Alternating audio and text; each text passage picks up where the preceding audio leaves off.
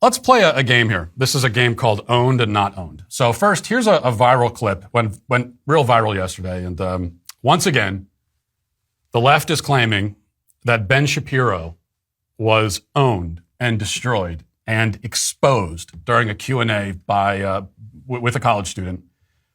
And we heard about this a couple weeks ago. Ben Shapiro was trending again, and the claim was that he had been owned and destroyed, and we played that clip, and it really kind of came up short. Media Matters hall monitor Jason Campbell posted this clip and said, "This is absolutely amazing. You have to watch it. In 2 minutes, all of Ben Shapiro's anti-woke tirades are just destroyed." And like I said, this went really viral, and this is the left seems to be the pretty wide agreement that Ben Shapiro was totally destroyed by this. Let's listen and see how that destruction sounded. And so if the idea is that history has consequences, of course that's true. That's not wokeness. Yeah. That is not wokeness. What wokeness suggests is that fundamental institutions in American society it doesn't. Yes, it 100% does. I ran Elizabeth Warren's campaign. I helped organize her volunteers around here. I am a representative of wokeness. Okay, well, and that's just, this is all it is. Well, when I went to go get my first tattoo, the guy had lightning bolts and 88s tattooed on his neck. And as a Jewish person, that's really messed up. It's basically a threat. There are racist people who exist. The argument that you're making, and I'm going to close with this because this is going in weird directions, and I don't really want to. No, it's not I don't really want to get. Just hold up a second. I let you get out your arguments, and now it's time for me to respond because I let you say the full argument. Okay, I'll let you respond, but no, not but. Now's my turn. You are not characterizing what I'm saying accurately. Now it's my turn. Your definition is inaccurate. The reason your definition is inaccurate is because any sentient human being would acknowledge that history has consequences. Right. But if the idea is, but that's not what wokeism is. Wokeism is a different thing. Wokeism suggests that all inequalities of today are attributable to not only historic injustices, but also continuing injustices in the now, and that all disparity is attributable to discrimination. Like that, but a conservative. Not just that. A conservative is the only person. I want to know why. Why is it that conservative? I would let that keep playing, but that's it. That's the whole clip. Now, I know you might say that I'm biased and I kind of have to defend Ben. I don't have to. Now, it's true that if he actually was totally destroyed by a college student, I probably wouldn't play it on the show. That is true. But then I just wouldn't play it. I just would not acknowledge it at all, probably. But when it would be impressive.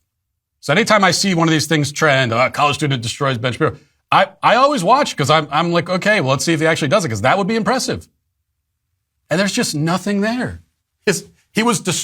He destroyed Ben Shapiro by pointing out that he met a tattoo artist with an offensive tattoo and he worked on Elizabeth Warren's campaign. What? First of all, how are either, especially the second thing, working on Elizabeth Warren's campaign, how is that something to brag about in the first place? I think you actually lose the argument from the get-go by pointing that out, but I don't even know what that's supposed to prove exactly. There was no argument presented, nothing at all. And there wasn't even an argument presented by Ben Shapiro because he didn't get a chance to speak because he kept getting cut off. And this is the point, is that the kid, was able to successfully prevent Ben Shapiro from making a point by filibustering and talking over him. And on the left now, that's what they consider owning and destroying. They're not even pretending anymore that they're going to present arguments and defeat you on the battlefield of ideas that way, by presenting better ideas and defending them. They're not even pretending it. What they're going to do instead is just stop you from talking. And if they can do that, then you've been obliterated. So that was supposed to be owning. That was not.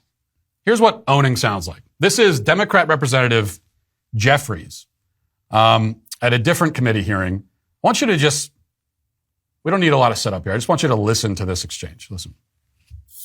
Mr. Paoletta, you've echoed a similar sentiment. I think your quote is, "Many on the left hate Justice Thomas because he is a black conservative who has never bowed to those who demand that he must think a certain way because of the color of his skin. What evidence do you have to support that incendiary charge?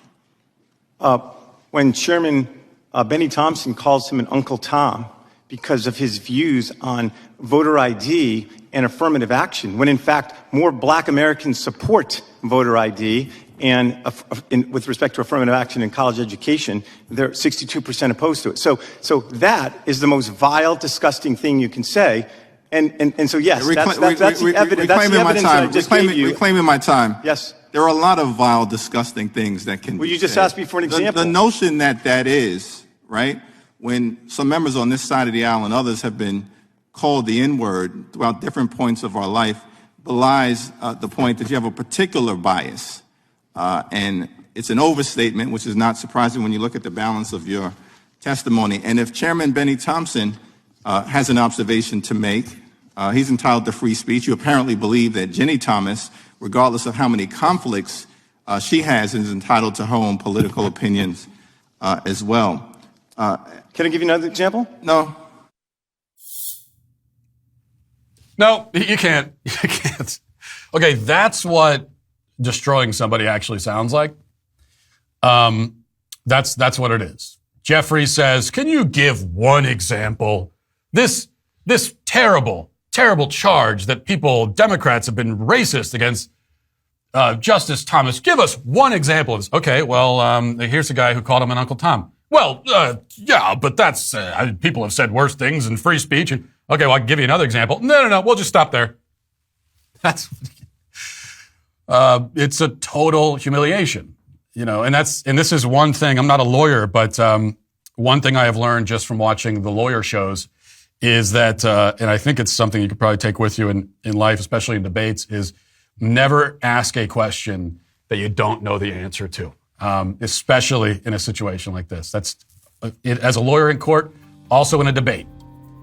You don't want to pose a question to somebody that you don't already know the answer to. And in this case, he didn't know the answer. And he was completely embarrassed. I mean, he's embarrassed by any objective standard, but of course, as a Democrat, it really just doesn't matter at all. Listen, hit that subscribe button right now. Do it right now. I thank you for your compliance. It is somewhat appreciated.